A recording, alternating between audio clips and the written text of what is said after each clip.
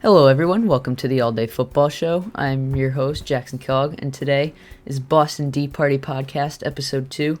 Today, we'll be talking about the padded practices that started this week. Finally, it's a sign of getting closer to the season. I'm so excited. We're going to talk about news that has come out of camp so far. I've pretty much read almost every single article or news outlet video that's come out from Patriots training camp so far, so I can give you analysis on all of it. And a couple transactions happened from last week, so we'll just go over those quickly at the end. So firstly, padded practices did start. That means we are 17 days. So today's Wednesday, the 17th, 17 days away from roster cut downs, where right now your maximum roster size can be 80. But on September 5th at 4 p.m. Eastern Time, all rosters have to be cut down from 80 to 53. It's a massive cut, but a lot of players will be kept on practice squad as well. There's going to be a lot of movement. That'll be a video on that, breaking down all the moves that the Patriots do, and probably a bigger one breaking down if there's some big news out of other teams. So this is where, when the padded practices start, that's how you know the competition is starting, because players are going to be hitting each other now. Not so much towards the start, they're getting back into it, but they're going to be hitting, tackling. There's going to be a lot of contact, and you're going to see a lot from your younger players on who's going to be doing really well, who may not look the greatest. So when you compare a padded practice to a walkthrough or conditioning, walkthroughs are more like you're going through your plays, you're doing drills. Conditioning, same thing. You're working through the motions of what you'll be doing, getting yourself into football shape. With pad practices, it's like you're preparing for a game. This is the time during training camp where you're showing what your abilities are if you're a young player, and if you're a vet, you're proving that your job shouldn't be taken by a young player. So it's just as important during training camp to show up and do well for vets as it is for young players, because these veterans make more money than the younger players.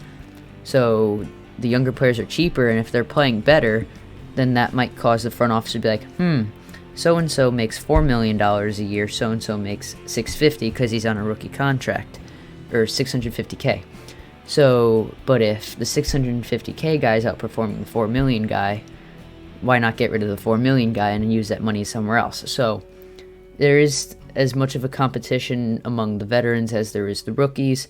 You're battling for playing time. So these padded practices are so much more fun than other stuff. I wish that COVID didn't hit, because then you'd be able to watch it. There's a lot of intrigue coming out of it. So now we'll go over who's been performing well in camp. The quarterback competition is crazy right now.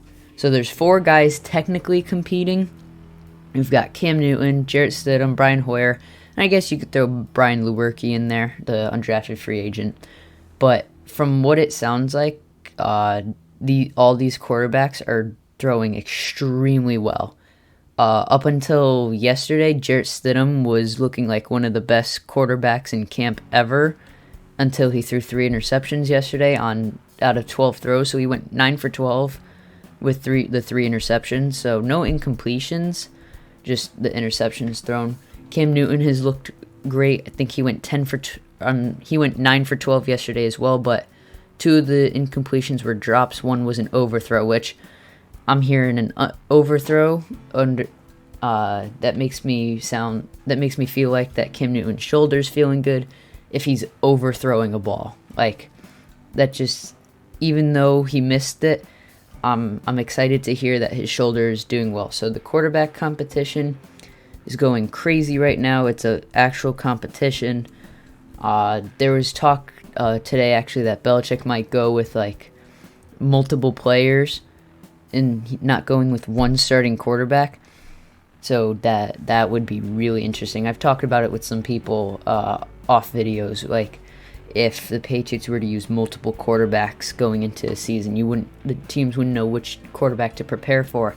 So if on drive 1 you threw in Cam Newton, but on drive 2 you threw in Jarrett Stidham, whoo baby, that'd be so crazy. The running backs are showing up. Sony Michel is on the physically unable to perform list along with Lamar Miller. So they'll be coming back soon. But for right now, that leaves James White, Rex Burkhead, Damien Harris, and J.J. Taylor all battling for reps. And it sounds like all these guys are doing super well. J.J. Taylor isn't doing as good as I thought he might. So it sounds like he's basing off of all their performances and who's on the roster. He probably won't make the final roster just based off of his performance so far. But I'm not the biggest Rex Burkhead fan, but he's been performing well apparently, so that's good. A good sign. He's been the fastest running back at camp apparently, so all good signs to hear, especially with the idea that Michel might not be back. Damien Harris has looked good apparently, so I'm hearing good things from quarterback and running back spots, which also makes it great to hear that the wide receivers are doing well. So we've got our veterans and like Edelman and Sanu who have been doing well. Sanu's been the best route runner at camp so far, but the young wide receivers are making names for themselves too. N'Keal Harry like Moss J.C. Jackson at camp one day. He's looking like a monster apparently. Jacoby Myers and Gunnar Olszewski are performing well. They're stepping up from year 2. And this guy, Devin Ross, I don't even know. We definitely didn't draft him, and I don't think he's an undrafted free agent.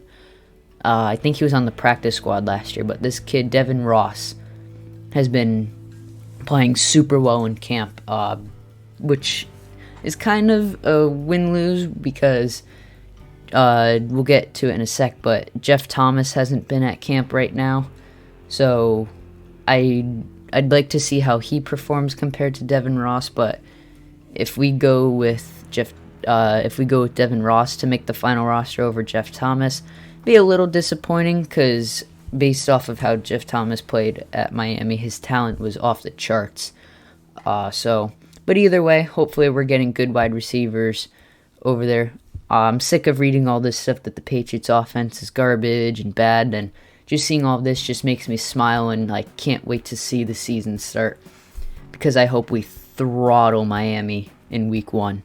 The linebackers are showing versatility, specifically Josh Uche, our second-round rookie. Normally when he played at Michigan, he played as an edge rusher on passing downs, but I guess they've been playing him all over that linebacker spot on the line. They've been playing him at inside linebacker, outside. They've been playing him all over, and he's been playing well, so that's good to hear. And the new safeties have been showing up as well. So with Patrick Chung opting out, that leaves a strong safety starting spot opened to play along Devin McCourty. And boy, are Adrian Phillips and Kyle Duggar, they're playing so well. Adrian Phillips has had a ton of pass block-ups. Kyle Duggar had an interception the other day and has looked like a beast. All this stuff coming out of the Patriots camp, it's so awesome to hear with how much people have been downplaying the Patriots so far. So I'm excited to hear all of it. I'm hoping it the performance in camp shows as well when the games start. So who's been missing from camp? Sony Michel and Lamar Miller, both on physically unable to perform. So they haven't been at practices right now. Jeff Thomas has been at the facility apparently. According to on Reddit, I saw someone said on his private Snapchat that he posted a picture of him in the facility the other day. So he's at the stadium, or he's there, but he's not practicing. So hopefully that's not too much bad news. Anfernee Jennings hasn't been at a ton of practice. He's missed the last 2 at least. I don't know if he was there Monday, but he's been out. That kind of sucks being a rookie. He's missing time. That might lead to him not getting a ton of snaps come when the season starts. Bo Allen's been missing, but I'm a little okay with that because that's giving a chance for the Patriots to figure out what they have in their young defensive tackles like Byron Coer, Bill Murray, and Nick Thurman are all getting a little bit more reps so we can see what they have. And it's like what I said before, if you're paying a veteran more than a than a person on a rookie contract, and the person on the rookie contract is playing better, then you have plenty of depth at that position, then you have no reason to keep the veteran. So if Beau Allen's not playing, if he's not practicing and the other guys are playing well, then I don't see a reason to keep Beau Allen. Derek Rivers, he's going to end up being cut because, again, he's missing from camp, has barely ever played, and was a waste of a pick. So I'm just not happy about that. Little typo there. Tayshawn Bauer, not Bapower.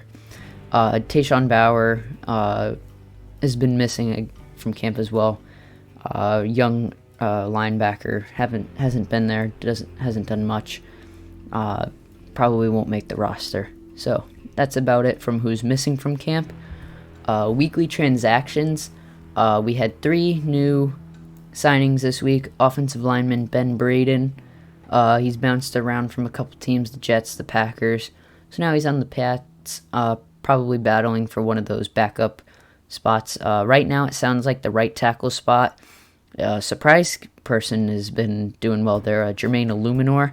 He's normally an interior O-lineman. That's why I didn't have him in my battle for that spot.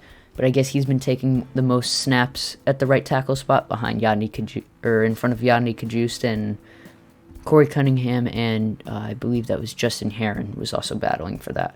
So we'll see how Ben Braden fills into that. Maybe he's just helping the interior while they're rotating guys on the right tackle spot.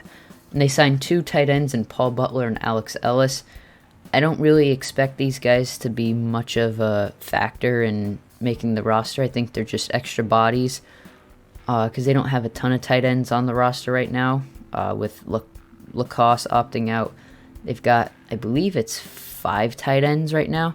So if you've got your 3 starters and only 2 guys rotating and you're using your tight ends for other stuff, maybe they're just using these guys, special teams, just to see what they have. I think Ellis had some really nice plays during camp so far on Monday or Tuesday. Butler, I don't think has done much so far though.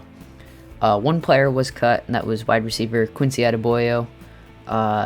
He's bounced around. I think he last actually played in a game for Baltimore, and then we signed him onto our practice squad, and he's been here for camp so far until he got cut recently. So it's a shame, but we have a lot of depth at the wide receiver spot right now when it comes to young players, so it just gives more reps to those guys. But those were the weekly transactions for the week so far. Thank you guys so much for watching. I'm having so much fun doing this. Please subscribe, that helps the YouTube algorithm. And thank you so much for watching. Hope you guys have a good rest of your day. Please stick around, watch some older videos if you haven't yet. It'd be really, really helpful in trying to grow this channel. Share it, tell your friends, tell anyone who's a football fan. They'll enjoy this show, hopefully. Again, can't say it too many times, or can't say it enough. Thank you for watching, if you are. Hope you guys have a good rest of your day.